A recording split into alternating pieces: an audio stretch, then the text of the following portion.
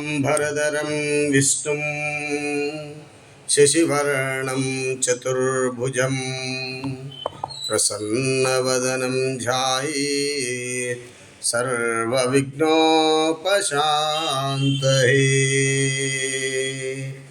गं गं गणपति गं गं गणपति गं गणपतये नमः।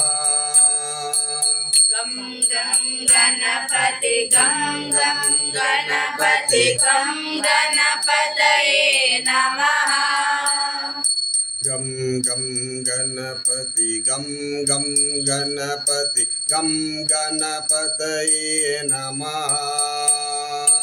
गं गं गणपति गं गं गणपति गं गणपतये नमः।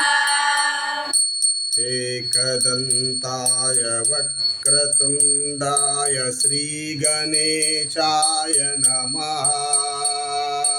एकदन्ताय वक्रतुण्डाय श्रीगणेशाय नमः। एकदन्ताय वक्रतुण्डाय श्रीगणेशाय नमः। एकदन्ताय वक्रतुण्डाय श्रीगणेशाय नमः।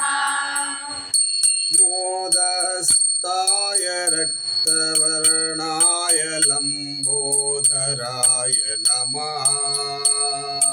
मोदहस्ताय रक्तवर्णाय लम्बोदराय नमः।